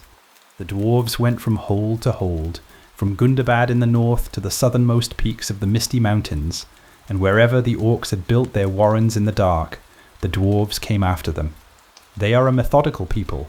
They do not charge, they advance, beneath the roots of mountains, in tunnels where no sun had ever shone, in halls that had once been fair and were now fouled, They went about their grim work with the patience of their kind, the same patience they give to stone, to metal, to the slow uncovering of a vein of gold. Sacked holds burned behind them. Clearings opened in the dark, one by one, like lamps lit along a corridor. The orcs, who had grown numerous and bold through the long years, learned what it means to be hunted by those who do not forget. Of the battles themselves, this telling will say little. They belong to the daytime of the world, to smoke and clamour, and the night beside this lake is not the place for them. Let it be enough that the dwarves paid in full, coin for coin, and that the coin was their own blood as often as not. Fathers and sons fell in the deep places, the dead were burned, for there was neither stone nor time for tombs, and it is said that a dwarf who fought in that war would say in after years only this, "I have burned my kin," and he would say no more. Among the young who fought was Thorin, grandson of Thror, son of Thrain, who would one day be called Oakenshield, and would lead 13 dwarves through a door in the side of a lonely mountain into legend. In this war he was young, and he earned his name and his scars, and he learnt the things that would one day drive him across the wilderness with a map and a key and a heart full of remembering. But that story belongs to another fire. 6 years the storm moved through the mountains, and the dwarves, who had been scattered, who had lost Khazad-dûm and the grey mountains and, in the years to come, would lose Erebor itself to a worm out of the north. The dwarves, who had every reason to break, did not break. They endured. It is the deepest thing in them, deeper even than their love of gold and craft, the refusal to be ended. Stone does not argue with the hammer. It simply remains. And so, in the winter of the year 2799, the long vengeance came at last to the Dimril Dale. They came down from the passes in the cold, and the host of the 7 kindreds spread out across the valley where the Mirrormere lies, and they looked upon the east gate of Khazad-dûm, the gate of their ancestors' house, the gate from which the answer to all their grief must come. The Orcs of the Misty Mountains had gathered there, driven from every other hold, and behind the gate the dark of Moria waited, as it had waited for 800 years. The dwarves made their camp in the dale. They lit their fires, they ate and oiled their mail, and said little, for there was little to say. Above them the stars came out one by one, the same stars that burn tonight above the west gate, the same stars that look down on the still lake and the shut doors and the empty stairs. In the tents, old dwarves sat with their grandsons and did not speak of the morning. Young dwarves lay awake and watched the wheel of the sky.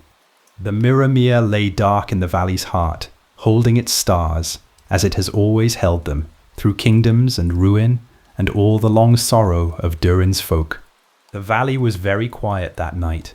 It held its breath, not in fear, not in suspense, but the way the world holds still in the hour before something old is finished at last.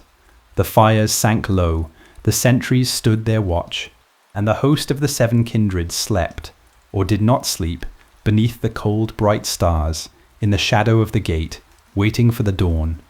The silence inside the mountain has a texture now, like folded cloth. Dust lies on the steps of the great stairs in soft drifts, undisturbed by any foot. Far off, water drips somewhere in the dark, one drop and then another, marking a time that no one counts. So began the long empty years of Moria, more than 900 years of darkness beneath the 3 peaks, while the third age of the world ran down outside like sand in a glass. The halls that had rung with hammers and with song now held only echoes, and the echoes themselves grew fainter with every century, as though the mountain were slowly forgetting the sound of its own name. The orcs who had crept in dwelt there still, in the upper ways and the broken mines, many of them and wretched, but they were tenants, not heirs, and the grandeur of the place was nothing to them. They feared the deep levels and the far glow beneath the world, and they kept to the shallows of the kingdom, and the darkness kept them. Yet the exiles did not forget. The memory of Khazad-dûm ran in the blood of Durin's folk like a vein of the old true silver, hidden but unbroken, and generation after generation it drew their eyes back to the mountains of their fathers. In the year 2790 of the Third Age, Thror, who had been king under the far-off lonely mountain before the dragon came, returned to Moria with a single companion, old and proud, and full of longing, and went up alone to look once more upon the east gate of his ancestors. He did not come back. The Orcs who held the gate dealt with him cruelly, and it is enough to say that his people knew of it, and that the sorrow and the anger of that knowledge passed through all the dwarf kindreds of the world like fire through dry grass. So came the war that the dwarves call the War of the Dwarves and Orcs, 6 long years of it, fought mostly in the deep places of the Misty Mountains, in mines and tunnels where no song was ever made of what was done. We will not follow it. It belongs to the Dark Chronicles, and this telling keeps to the light of the lake. It is enough to know that in the year 2799 it ended, in the valley before the east gate of Moria, in the battle the dwarves name Azanal-Bizar. The Dimril Dale that day was full of fire and the clash of iron, and when the dusk came down the Orcs of the mountains were broken utterly, and their strength was never whole again for an age. But the victory was a bitter one, bought at a cost that the dwarf song still counts slowly, name by name, and the dead were more than the living could carry away. It is said that the victors cut wood in the valley and burned their fallen in great pyres, rather than lay them in stone, and that the memory of that firelight on the dale is one of the saddest lights in all the long memory of Durin's folk. And when the battle was won, young Dain, who had fought greatly in it, stood alone before the open east gate and looked long into the darkness within. What he perceived there he spoke of afterwards in few words, and those words have the weight of cold iron. The kingdom could not be taken back. Dorin's bane still dwelt within, and until the world changed, no dwarf host could pass those doors and live. So the victors turned away from the very gates they had bled to reach, and went down from the valley, and Moria kept its silence. Thrain, the heir of the fallen Thror, wandered long in the wild lands after that, full of unrest, and his ending was a shadowed one, far away in the pits of a dark fortress in the south. And his son Thorin returned at last to the lonely mountain, and won it back from the dragon, and that is a tale that other knights have carried, or will carry, in its turn. The years went on. The third age deepened toward its ending, and the shadow in the south gathered itself again, and still the mountains kept their dark tenant, and still the lake lay still beside the western doors. And then, in the year 2989, there came a spark of hope back to Khazad-dûm, small and warm and very brave. Balin, son of Fundin, a dwarf of great heart who had walked beside Thorin in the winning of the lonely mountain, resolved to go back to Moria and found a colony there again. He had long looked east, as the old do, toward the home of his fathers. With him went Owen and Ori, and a company of good dwarves, Floi and Fra, and Loni and Nali, and others whose names the record keeps. A goodly company all told, and they entered by the east gate, and went up into the dark with tools and provisions and high hearts. And for a while, for 5 years no more, it seemed that the dark might lift.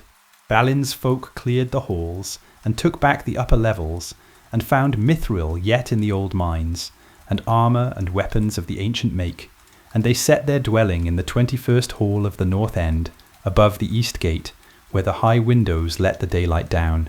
Balin was called Lord of Moria, and word went back to the lonely mountain, and for a few short years there were lamps again in Khazad-dûm, small warm lights moving in the immense dark, like candles carried through a cathedral at midnight.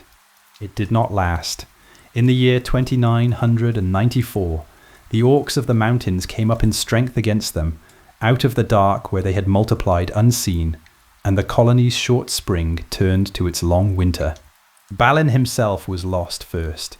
He had gone out alone to look upon the Mirrormere, the still lake beneath the east gate, where Durin the Deathless had once looked and seen his crown of stars, and an orc arrow found him there in the dimness. Let it rest at that. The dwarves laid him in a tomb of stone in the Chamber of Mazarbul, the Chamber of Records, the old archive of the kingdom, and upon the tomb they cut his name in runes of 2 tongues, Balin, son of Fundin, Lord of Moria. The words are simple. Simple words, in such places, carry more than long ones. After that, the dark closed in. Floy had already fallen in the first fighting. Owen, seeking a way out by the western doors, went down toward the west gate and was taken by the Watcher in the water, the thing that had made its lair in the dammed and swollen lake in those dark years. And of his end the record says little, and we will say less. The rest were hemmed in, hall by hall, until the last of them made their stand in the Chamber of Mazarbul itself, beside the tomb of their lord. And there in the last hours, Ori, who had a fair hand and a faithful heart, took up one of the books of the old records, and set down the story of the colony as it drew toward its end. The entries grow shorter as they go, the writing wavers, and near the end of the last page there stands a line in a hurrying hand, 3 words that have stayed in the memory of all who have read them since, written not in despair so much as in duty, so that those who came after would know, they are coming. No more was written. The drums in the deep, the failing lamps, the last defence of the chamber, all that belongs to the silence now, and we will leave it there, in the dark, with the respect that is owed to the dead. 5 years of light, and then the dark again. And yet those 5 years were not nothing. A lamp that burns briefly has still burned. Those who heard the news at the lonely mountain grieved, but they were not wholly astonished, for they had known the risk that Balin embraced when he went.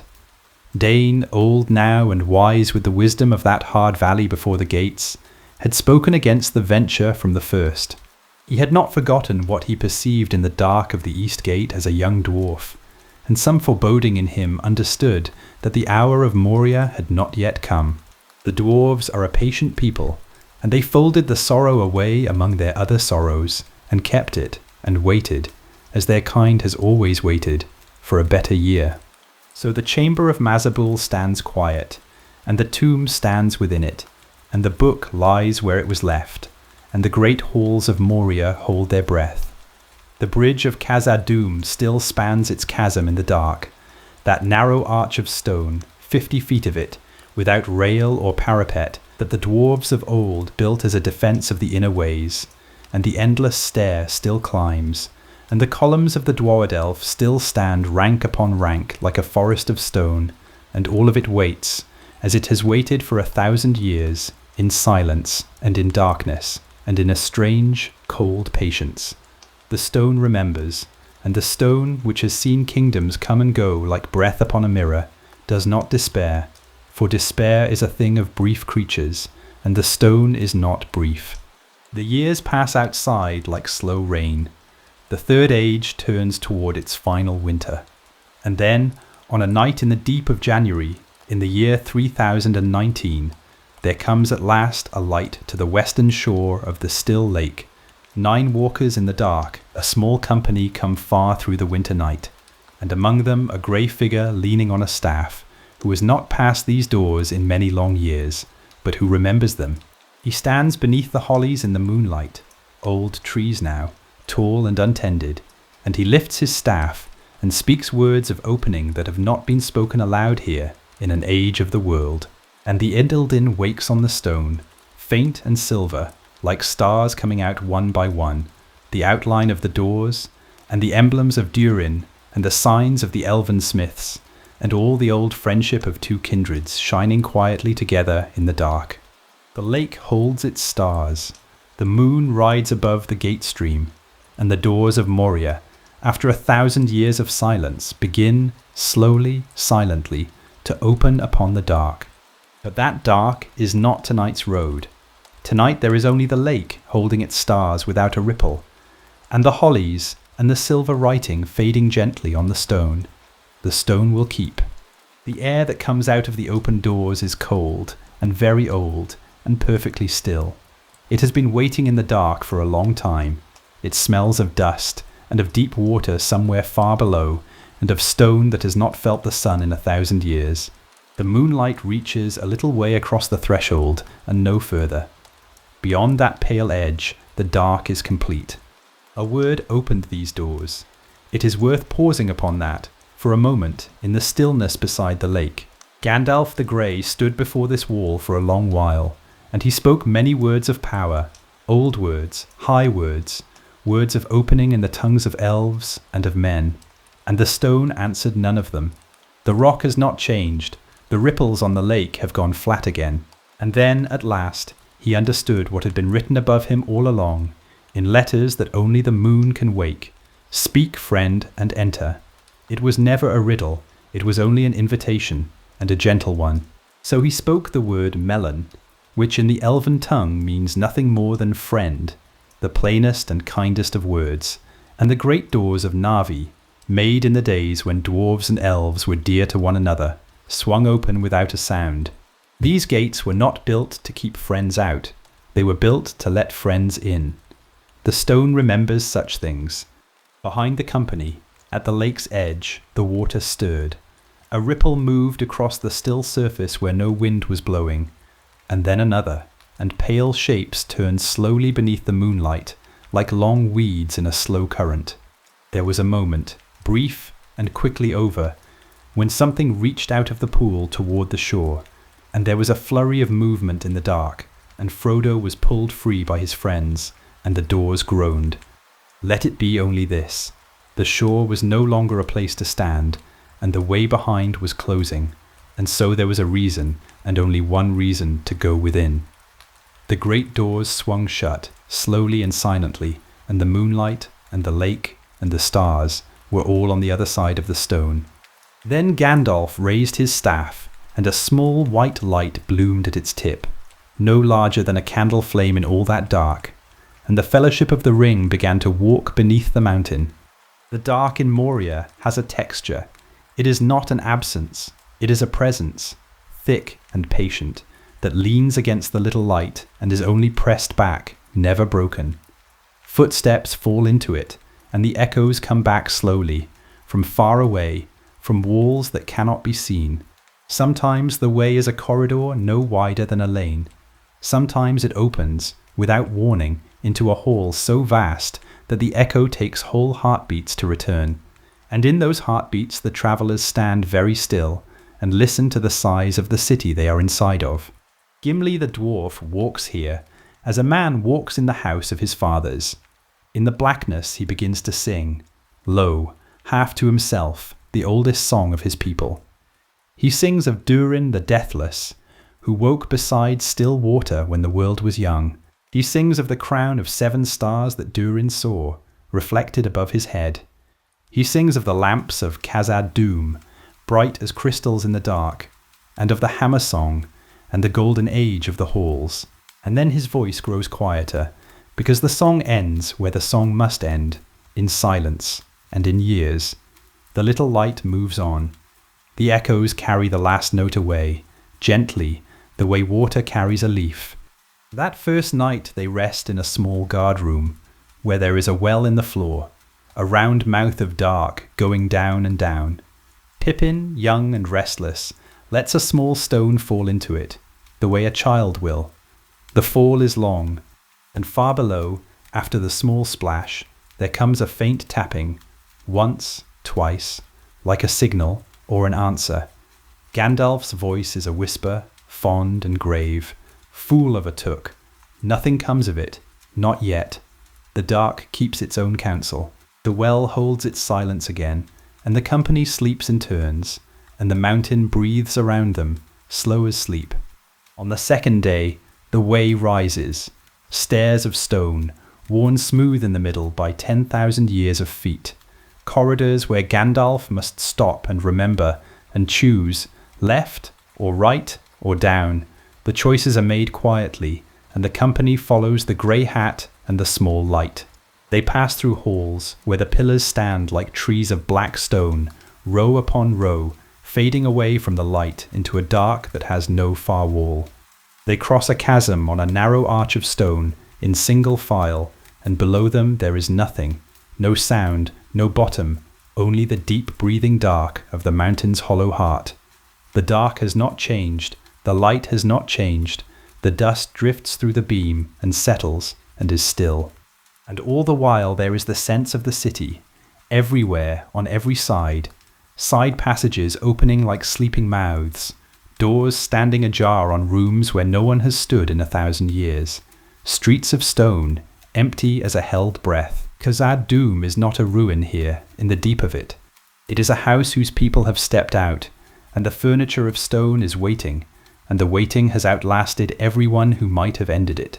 On the morning of the third day, for down here, morning is only something Gandalf declares, they come at last to the eastern side, to the 21st hall of the north end, and beside it a smaller chamber, and in that chamber, astonishing after 3 days of night, there falls a single shaft of daylight, thin and pale, from a crack far above. It falls upon a tomb. The tomb is a single slab of white stone. Upon it, cut deep in the dwarf runes, are words that Gandalf reads aloud, slowly, the way one reads aloud at a graveside, which is what this is. Balin, son of Fundin, lord of Moria, that is all it says. It is enough.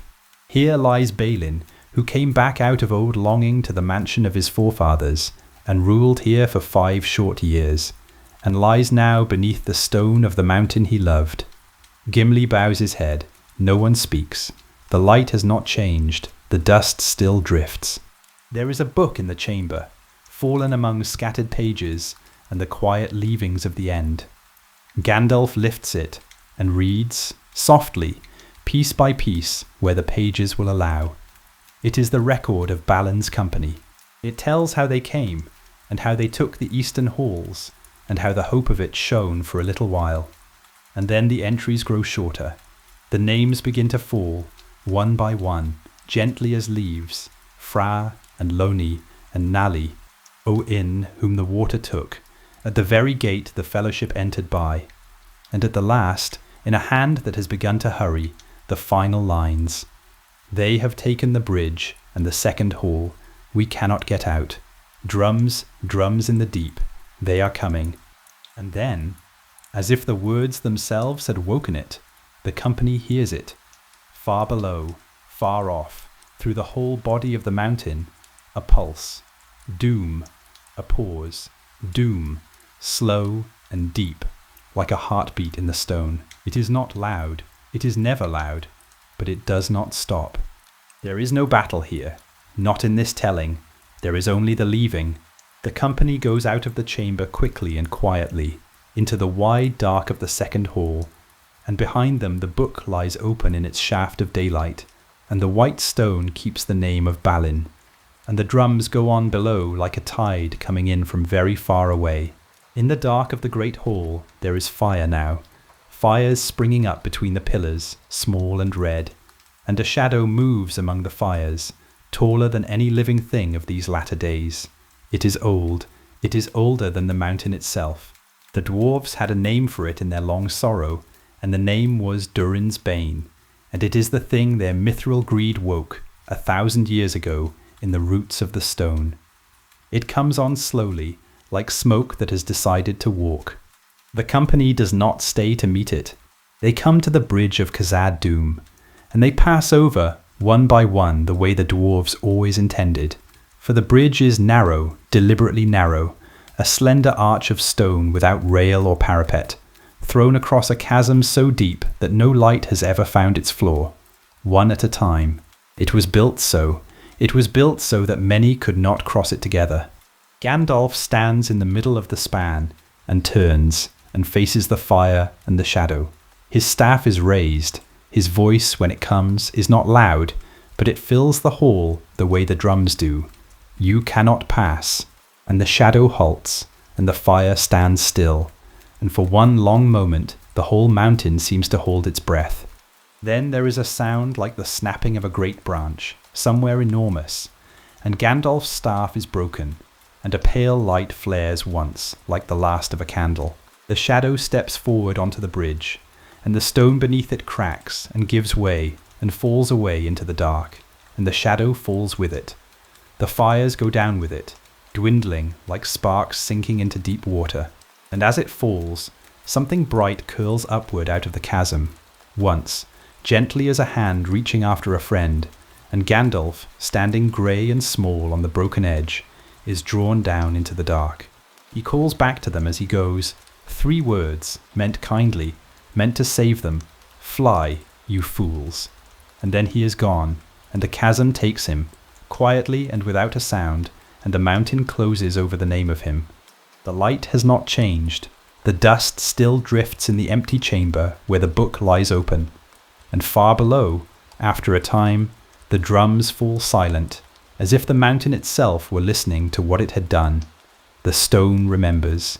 The stone grieves, the way only stone can grieve, without sound and without end. The others do not speak. Aragorn leads them, because someone must, out through the eastern halls, down the last stairs, through the great gates of the other side, and out, suddenly, into daylight. It is the middle of a January day, and the sun is standing over Dimril Dale, and the shock of it, after 3 days of dark, after the bridge, after the falling, is more than any of them can bear standing up. They weep there on the mountainside, and no one is ashamed, and no one hurries. Gimli leads them in time to the water that lies in the dale, Khazad-dûm, the Mirrormere, the holiest water of his people.